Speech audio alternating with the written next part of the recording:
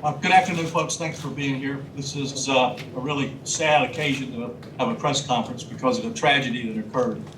I'm going to turn this over to Major Masry, who is the lead on this case. He's going to walk you through from beginning to end.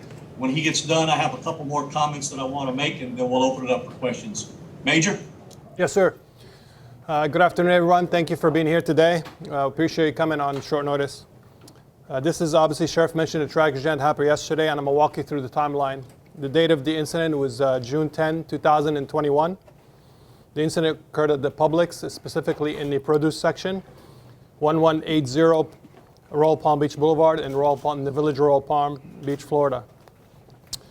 The time of the incident was 11:35 a.m. Thursday morning.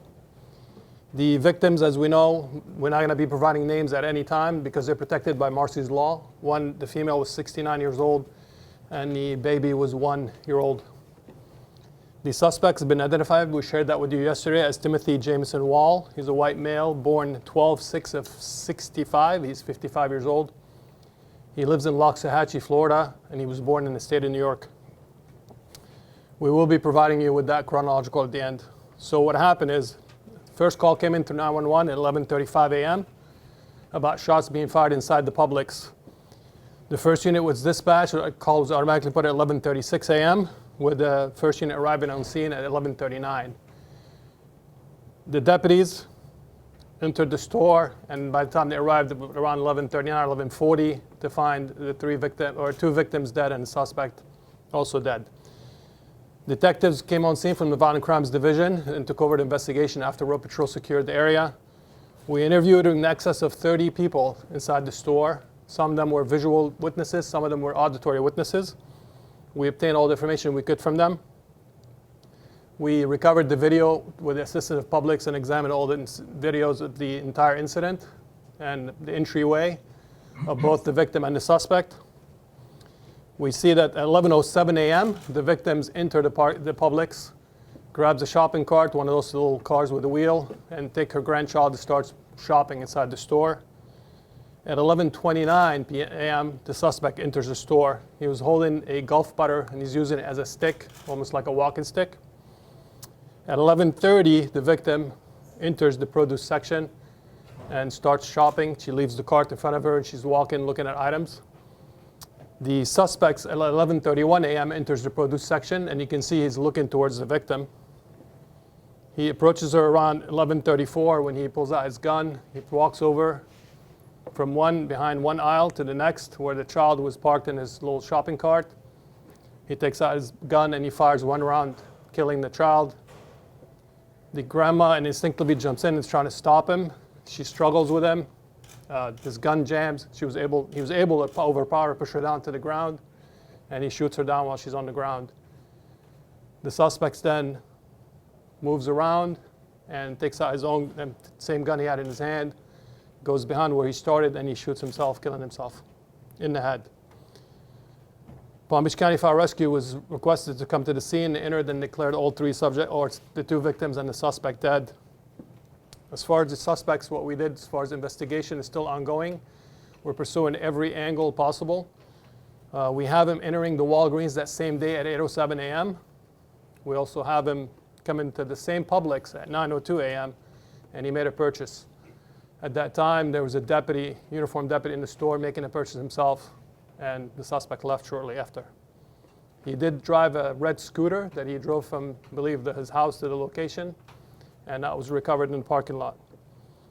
There are no cameras in the parking lot itself to show if they have any interaction in the parking lot prior to entering the store, but we do have everything else documented, and that's the sequence of event. Sheriff? Okay, folks, look, I want you to focus in on what I'm getting ready to say. This tragedy fits the profile across the United States on when these things happen. And here's what I'm talking about. A, somebody knew about it, that bad things were going to happen with this guy. And number two is, obviously, there's some mental unstableness involved in this. The FBI just released a report that those are the two major factors in all of these type of tragedies. The real sad part of this, other than the fact that two people are dead, is that there was a chance this could be stopped. You know why? The reason is he's on Facebook. He has said, I want to kill people and children. He's got friends. Obviously, they saw that. His ex-wife said he's been acting strange. He thinks he's being followed. He's paranoid. You think a damn soul told us about that? No.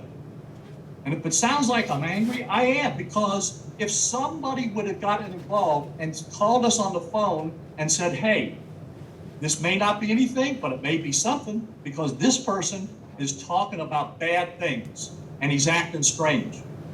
That's why I have a behavioral sciences unit to be able to stop these type of things. We have the red flag law where we can take the firearm once we find the people. So that's how this could have been prevented. If somebody would have let us know who he is, we would have contacted him, see if he's got a gun, get him into mental health, and you wouldn't have 2 people dead. That's how it's supposed to work, and that's how it can work if people will only get involved.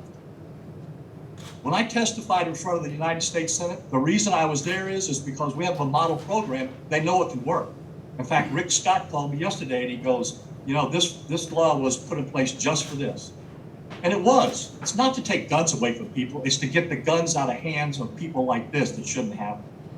So I guess that's what I'm angry about, is this didn't have to happen. If people could have called us and said, hey, saw it on Facebook. It's not normal to say I want to kill people and children. And of course, the family, they saw him acting in a strange manner. So somebody needs to get involved, people need to get involved, and we need to wake up to this problem so a whole bunch of people don't get killed across this country. All right, folks, we'll take some questions. Sheriff, good afternoon. Ryan Hughes with WPTV. Do you happen to know if the gun that was recovered was registered to the shooter, and do you know when that gun was purchased? All right, we're in the process of tracking that right now. We believe we know who it was originally sold to. How this individual came in contact with it will depend on what the original person that bought it will tell us. So we're doing some tracing on that. We should have more information on that within a day or two. To follow up on that, do you know if there's any way that the victim's family knew Mr. Wall in any kind of way? Right now, we don't. But that, you know, we got a lot more talking to do. This is a very fluid investigation. We're following up on every single source, talking to every single person. But right now, we don't find a connection between him and the family. Anybody else? Sheriff Jay Okay, Sheriff Go Jay ahead. O'Brien with CBS 12 News, and forgive me if this was said, but I just want to make sure that we have the right facts here. Are you guys saying that the first time the suspect interacted with the victims, to your knowledge, was inside the Publix when he shot them? that is the information we have at this point. That doesn't mean it can't change after we talk to more people and do more interviews, but that's what we believe right now based on our initial investigation. Okay, thank you, folks. We'll get back to you when we have more, and Ms. Barbera there will be giving you a handout so you got something to look at. Thank you.